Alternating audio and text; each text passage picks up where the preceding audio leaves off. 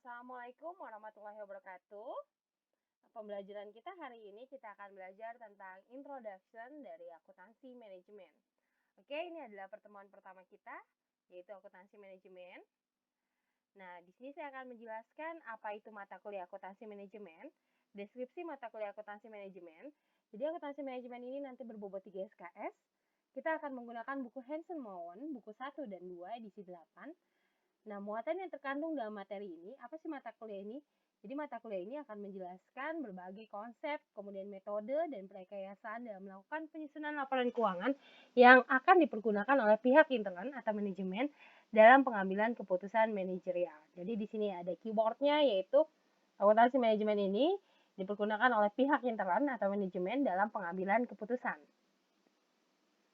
Capaian pembelajaran program studi ini untuk mahasiswa, outcome-nya adalah mahasiswa harus mampu mengimplementasikan alokasi biaya dan penyusunan akuntansi manajemen. Kemudian mahasiswa juga harus mampu menyesuaikan diri dengan perubahan kebutuhan informasi keuangan di masyarakat untuk meningkatkan kinerja organisasi.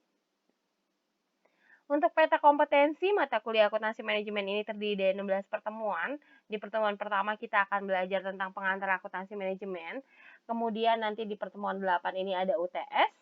Dan terakhir di pertemuan 16 itu UAS, ujian akhir semester. Untuk sistem penilaian mata kuliah ini, jadi nanti kehadiran itu 10% bobotnya, kemudian tugas 20%, UTS 30%, dan UAS 40%. Oke, kita langsung ke topik kita hari ini, yaitu membahas tentang introduction akuntansi manajemen. Oke, sebelumnya mahasiswa setelah mempelajari introduction akuntansi manajemen, untuk pertemuan ini capaian pembelajarannya adalah nanti mahasiswa harus dapat menjelaskan kebutuhan akuntansi manajemen, kemudian mahasiswa juga harus bisa membedakan antara akuntansi manajemen dan akuntansi keuangan, kemudian mahasiswa harus bisa mendeskripsikan secara singkat sejarah akuntansi manajemen, dan mahasiswa harus dapat mengidentifikasikan fokus akuntansi manajemen saat ini. Kemudian mahasiswa dapat menjelaskan pentingnya perilaku etis bagi manajer dan akuntan manajemen, dan mahasiswa dapat memahami sertifikasi akuntansi manajemen. Oke, apa sih itu akuntansi manajemen ya? Kira-kira apa sih fungsi dari akuntansi manajemen? Dan kira-kira kenapa perusahaan perlu akuntansi manajemen? Dan apa bedanya akuntansi manajemen dan akuntansi keuangan?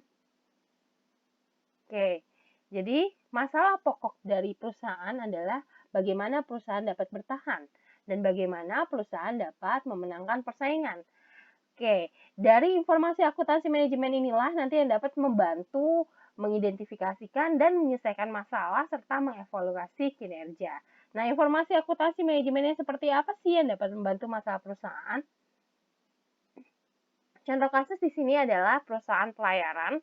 Ya, resesi telah menurunkan laba sehingga CEO mempertimbangkan untuk mengurangi biaya. Nah, di sini ada masukan dari kepala bagian akuntansi menyatakan bahwa laba akan meningkat jika volume penumpang saat ini tetap, tetapi biaya variabel penumpang diturunkan sebesar $10. Kemudian ada masukan yang kedua yaitu dari wakil direktur bagian pemasaran menyatakan bahwa penurunan harga tiket sebesar 20% dan meningkatnya biaya perikanan sebesar $500 itu akan meningkatkan jumlah penumpang sebanyak 20%. Oke, berdasarkan masukan dari dua bagian tersebut, bagian akuntansi dan bagian manajemen, nah, CEO ini mempertimbangkan manakah pendekatan yang paling tepat untuk diambil, apakah dari bagian akuntansi atau bagian manajemen, pemasaran, atau mengcombine dua-duanya. Oleh karena itu, CEO meminta revisi anggaran untuk mengetahui pendekatan manakah yang menawarkan laba paling banyak, baik itu jangka pendek maupun jangka panjang. Nah, di sini CEO meminta revisi anggaran. Nah, artinya di sini ada akuntansi. Nah, tapi anggaran itu akan dipergunakan untuk informasi buat CEO tersebut. CEO itu kan pihak internal dari perusahaan. Nah, setelah masalah diketahui, dengan akuntansi manajemen dapat mengidentifikasi dan mengimplementasikan solusi yang tepat untuk diambil.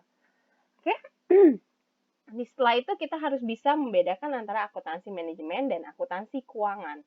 Nah, apa itu akuntansi manajemen dan akuntansi keuangan? Mungkin rekan-rekan mahasiswa selama ini familiar dengan akuntansi keuangan. Nah, sekarang kita akan belajar tentang akuntansi manajemen, tetapi kita harus tahu perbedaannya apa, ya. Untuk akuntansi manajemen di sini dari definisinya sudah berbeda ya. Di akuntansi manajemen ini mengatakan bahwa akuntansi manajemen yaitu mengukur, kemudian menganalisa dan melaporkan informasi keuangan dan non-keuangan untuk membantu manajer dalam membuat keputusan dalam rangka mencapai tujuan organisasi. Jadi singkatnya bahwa akuntansi manajemen ini untuk melaporkan informasi keuangan dan non-keuangan yang digunakan untuk membantu manajer. Berarti manajer itu kan pihak internal ya. Oke, apa sih informasi keuangan itu? Ya, informasi keuangan itu artinya adalah transaksi yang bersifat keuangan yang artinya peristiwa kejadian yang dapat menyebabkan adanya perubahan terhadap keuangan ke pihak-pihak yang berkaitan dengan peristiwa tersebut. Ya contohnya misalnya peristiwa membeli barang atau menjual barang, kemudian membayar utang. Nah, apa yang dimaksud dengan transaksi non keuangan? Transaksi non keuangan itu artinya transaksi yang tidak bersifat keuangan. Artinya peristiwa atau kejadian yang tidak mengakibatkan perubahan posisi keuangan pihak-pihak yang berkaitan dengan peristiwa tersebut. Ya contohnya misalnya mengirimkan surat penawaran, mengirimkan surat balasan kepada pelanggan, kemudian menandatangani MOU antara suatu perusahaan dengan pemasok atau perusahaan lain terkait dengan pasokan bahan baku untuk produksi. Sedangkan dari akuntansi keuangan, definisinya artinya adalah mengukur dan mencatat transaksi bisnis dan melaporkan laporan keuangan yaitu laporan keuangan atau neraca, kemudian laporan laba rugi, laporan perubahan modal, laporan arus kas, dan catatan atas laporan keuangan. Nah, produk dari akuntansi manajemen, kalau tadi kan laporan neraca, laba rugi, perubahan modal, arus kas, dan catatan atas laporan keuangan, ini adalah produk dari akuntansi keuangan. Nah, kalau akuntansi manajemen itu apa produknya? Contohnya adalah anggaran, analisa titik impas, sistem pengalokasian biaya, penentuan harga jual, dan sebagainya. Ingat, kalau akuntansi manajemen ditujukan untuk pihak internal.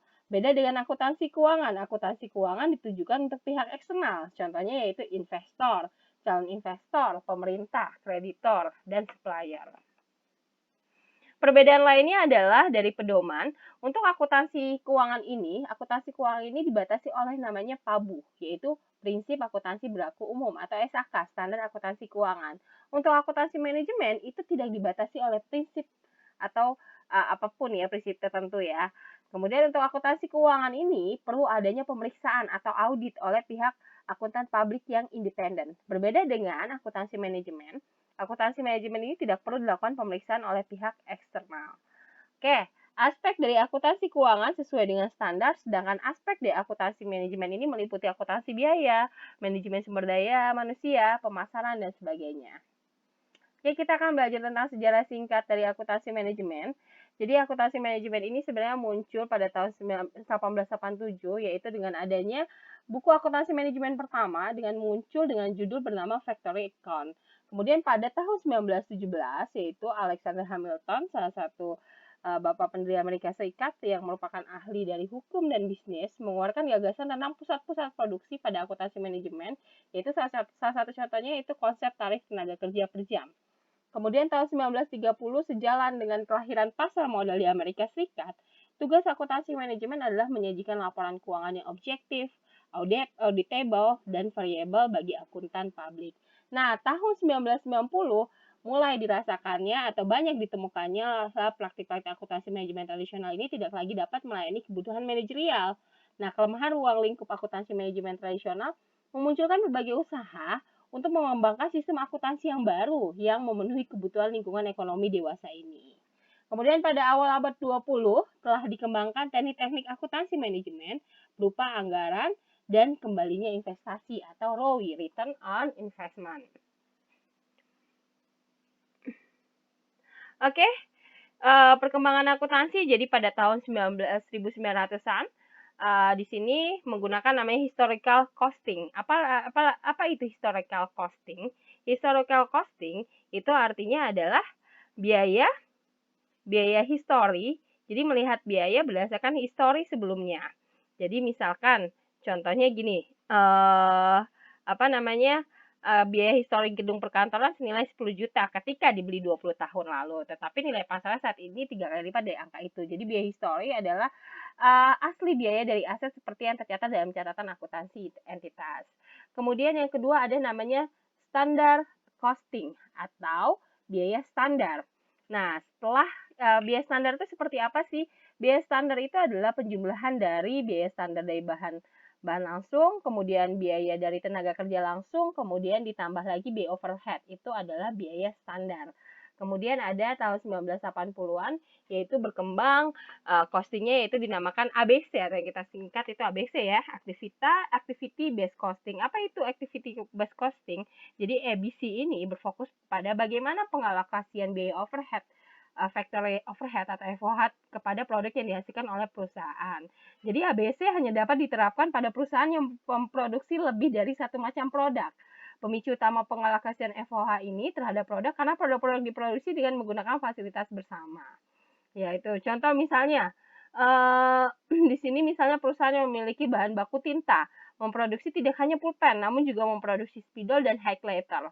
Nah, untuk memproduksi 3 macam produk tersebut, perusahaan menggunakan mesin yang sama, gedung pabrik yang sama, kemudian gudang bahan baku yang sama, sehingga biaya yang timbul kepada penggunaan fasilitas bersama tersebut harus dialokasikan ke tiap jenis produk yang dihasilkan.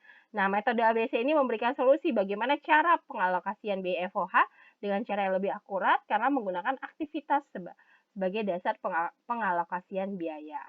Oke, nah tahun 2000-an, kemudian target costing yang kita gunakan adalah target costing. Apa itu target costing? Jadi penetapan biaya target ini menggunakan 4 langkah ya. Yang pertama kita harus merancang dulu produk yang menyediakan fitur dan harga yang diminta oleh pelanggan. Kemudian kita akan tentukan keuntungan diinginkan oleh perusahaan. Kemudian yang ketiga, turunkan biaya target dengan mengurangi keuntungan yang diinginkan. Kemudian baru yang keempat, rancang produk untuk mencapai biaya target. Oke. Nah, karena berkembangnya jadi tadi kan akuntansi manajemen itu berkembang ya, sama seperti teknologi yang semakin ke sini juga semakin berubah ya. Begitu juga di akuntansi manajemen juga berubah. Jadi akuntansi manajemen dulu yang hanya berfokus kepada bagaimana memproduksi dan bagaimana menghitung keuntungan, tapi sekarang dewasa ini sudah tidak ke situ lagi ya. Di sini dikatakan bahwa lingkungan ekonomi telah mensyaratkan pengembangan praktik-praktik akuntansi manajemen yang inovatif dan relevan. Nah, perusahaan dewasa ini menggunakan sistem akuntansi kontemporer atau modern yang berorientasi pada perolehan laba melalui kepuasan pelanggan. Jadi tidak hanya berbicara tentang produk yang bagus dan nanti kita jual harga berapa, laba berapa, tetapi harus menentukan kepuasan pelanggan. Yaitu dengan apa? Pertama dengan manajemen biaya, kemudian dengan strategi, dengan rantai nilai atau value chain, kemudian dengan arus barang atau supply chain. Oke, apa itu manajemen biaya? Gitu ya. Manajemen biaya kan tadi salah satu cara untuk bisa fokus kepada kepuasan pelanggan. Jadi manajemen biaya ini adalah aktivitas yang dilakukan oleh manajer perusahaan baik dalam jangka pendek ataupun jangka panjang dalam hal bagaimana meningkatkan kualitas atau nilai produk atau jasa kepada pelanggan diiringi dengan efisiensi biaya. Misalnya membuat inovasi produk atau merubah tata letak produksi untuk mengurangi biaya. Oke. Kemudian strategi. Strategi adalah bagaimana suatu perusahaan menyelaraskan antara kemampuan yang dimiliki dengan kesempatan yang ada dalam dunia usaha untuk mencapai tujuannya atau strategi dengan cara merupakan cara yang dilakukan perusahaan untuk berkompetisi. Nah, di sini perusahaan dapat menerapkan 2 strategi yaitu cost leadership dan diferensiasi. Apa itu cost leadership? Jadi cost leadership artinya biaya rendah. Nah, dalam strategi biaya rendah, perusahaan memfokuskan untuk menjual barang atau jasa dengan harga yang murah. Atau contohnya adalah perusahaan penerbangan AirAsia atau penyedia layanan telepon seluler seperti Asia dulu ya, dulu kan ada Asia gitu ya. Kemudian kalau pada strategi diferensiasi, yang ini strategi diferensiasi merupakan menjual produk atau jasa yang unik yang berbeda dengan produk atau jasa perusahaan sejenis yang biasanya ditawarkan dengan harga yang relatif mahal. Contohnya misalnya produsen mobil Ferrari atau perusahaan penerbangan Singapore Airlines. Oke, kemudian kita berkaitan dengan value chain. Value chain ini adalah salah satu tadi bagaimana kita agar bisa mempertahankan kepuasan pelanggan. Apa sih yang dimaksud dengan value chain? Value chain ini adalah urutan fungsi-fungsi bisnis dalam suatu organisasi di mana tiap fungsi akan memberikan nilai tambah kepada produk atau jasa. Nah, fungsi-fungsi tersebut sesuai urutannya adalah misalnya urutan dari value chain itu yang pertama adalah penelitian, kemudian penelitian dan pengembangan, kemudian mendesain, kemudian proses produksinya kira-kira bagaimana yang paling efisien, kemudian pemasaran yang paling efektif seperti apa, dan distribusi yang paling cepat dan tepat seperti apa, baru nanti ke pelayanan pelanggan. Jadi itulah yang dimaksud dengan urutan value chain. Kemudian selain value chain ada juga supply chain atau arus barang dan jasa. Nah, apa itu supply chain? Tadi kalau misalnya value chain itu artinya apa tadi? Rantai nilai. Kalau ini supply chain beda lagi ya. Ini menggambarkan bagaimana alur dari suatu produk, jasa ataupun informasi dari sumber utama dan berakhir ke pelanggan. Jadi misalnya perusahaan memperoleh bahan baku dari pemasok lalu diolah menjadi produk dan produk dikirim ke pelanggan. Oke, baik value chain ataupun supply chain ini merupakan sarana bagi perusahaan untuk fokus kepada pelanggan, di mana apa yang diinginkan pelanggan adalah memberi barang yang berkualitas dengan harga yang terjangkau. Nah, hal inilah yang menjadi tantangan bagi perusahaan, yaitu memproduksi barang berkualitas sambil terus melakukan penekanan biaya sehingga dapat menjual produk dengan harga yang murah. Oke, ada 4 kunci sukses fokus terhadap pelanggan. Yang pertama adalah melakukan efisiensi biaya sehingga dapat menjual produk dengan harga yang rendah. Kemudian yang kedua meningkatkan kualitas produk. Kemudian yang ketiga melakukan respon yang cepat terhadap keinginan pelanggan, baik itu dalam pengiriman produk atau keluhan pelanggan. Dan yang terakhir adalah inovasi. Perusahaan yang terus melakukan inovasi akan dapat bersaing dan bertahan dalam dunia bisnis. Oke? Jadi dari pas sukses tadi di dalam usaha untuk menekan biaya dan terus-menerus meningkatkan kualitas produk atau jasa, suatu perusahaan akan melakukan perbaikan berkelanjutan atau continuous improvement, di mana kesalahan yang dilakukan akan terus diperbaiki dan seterusnya. Nah, perusahaan juga dapat melakukan perbandingan dengan perusahaan lain dan tidak harus perusahaan sejenis untuk mendapatkan praktik terbaik dalam fungsi-fungsi bisnis. Nah, hal inilah yang dikatakan sebagai benchmark. Oke, akuntansi manajemen ini memfasilitasi proses perencanaan dan pengendalian. Perencanaan terdiri dari menentukan tujuan perusahaan, kemudian memprediksi setiap hasil dari setiap alternatif yang dipilih oleh perusahaan. Menentukan bagaimana cara untuk mencapai tujuan dan mengkomunikasikan tujuan serta cara yang ditempuh kepada segenap anggota organisasi dari level yang paling bawah sampai dengan atas. Sedangkan pengendalian terdiri dari pengevaluasian hasil dibandingkan dengan rencana yang telah ditentukan dan melakukan umpan balik atau tindakan koreksi antara terjadi penyimpangan dalam rangka perbaikan berkelanjutan. Oke, salah satu aspek perencanaan adalah proses pembuatan anggaran atau budget, di mana kegiatan-kegiatan perusahaan untuk periode ke depan dapat diukur dengan satuan uang. Ya, oke. Kemudian akuntansi manajemen dan perilaku etis. Apa kaitannya akuntansi di manajemen dengan perilaku etis? Jadi semua praktik akuntansi manajemen dikembangkan untuk membantu manajer untuk memaksimumkan laba. Namun manajer dan akuntan seharusnya tidak terlalu berfokus pada laba yang akan mengakibatkan mereka membangun suatu keyakinan bahwa satu-satunya tujuan bisnis ialah memaksimumkan kekayaan bersih. Karena biasanya kalau misalnya terlalu fokus kepada laba, yang terjadi adalah manajemen ini akan mencari cara bagaimana cara menekan biaya. Misalnya salah satu caranya adalah misalnya menekan biaya gaji. Ya, jadi gajinya yang diberikan oleh karyawan itu nggak layak. Karena kenapa? Karena manajer berharap dapat memaksimumkan laba. Nah, ini tidak sesuai dengan kode etik. Makanya di sini akuntansi manajemen harus memperhatikan perilaku etis ya. Jadi ada peraturan-peraturan atau standar perilaku etis untuk akuntansi manajemen yang mengatur itu. Kemudian ada kode etik perusahaan dan juga perilaku etis dalam akuntansi manajemen agar tidak terjadi hal-hal yang tadi, yaitu menekan biaya gaji, misalkan menekankan biaya gaji, jadi menggaji karyawannya dengan tidak layak demi maksimumkan laba. Gitu. Oke, profesi akuntansi manajemen. Jadi profesi akuntansi manajemen ini biasa disebut sebagai akuntan manajemen. Jadi profesi akuntansi manajemen dalam perusahaan disebut sebagai akuntan manajemen. Cuman biasanya kan di dalam satu perusahaan itu jarang ya ada jabatan yang tertulis dia sebagai akuntan manajemen. Jadi secara praktek posisi dalam perusahaan walaupun tidak disebut sebagai akuntan manajemen, namun dapat melakukan fungsi-fungsi manajemen dapat dikatakan bahwa orang tersebut adalah sebagai akuntan manajemen. Nah, fungsi-fungsi tersebut adalah misalnya seperti apa? Perumusan strategi, kemudian perencanaan dan pengendalian, Secara operasional, fungsi-fungsi tersebut dapat dijabarkan sebagai orang dalam atau internal organisasi yang membuat keputusan atau problem solving, kemudian melakukan pencatatan dan pelaporan atau score keeping, dan fokus kepada strategi dan masalah attention direction. Oke, sertifikasi.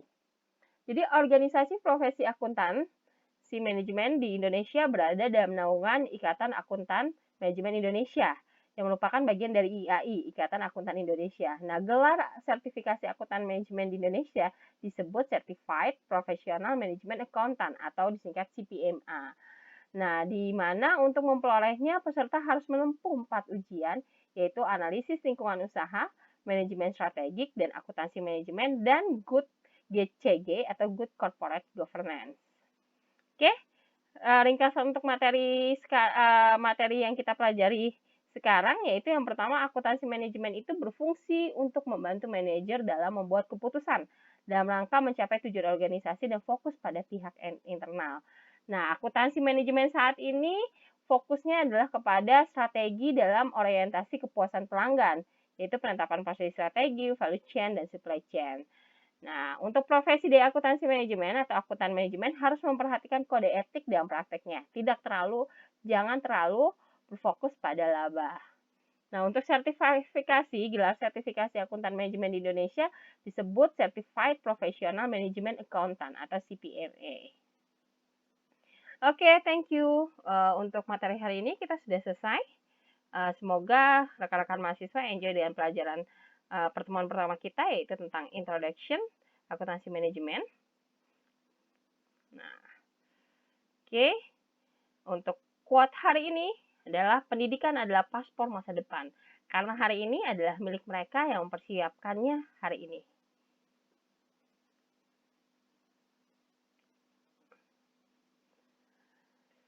Oke, sekian dari saya. Wassalamualaikum warahmatullahi wabarakatuh.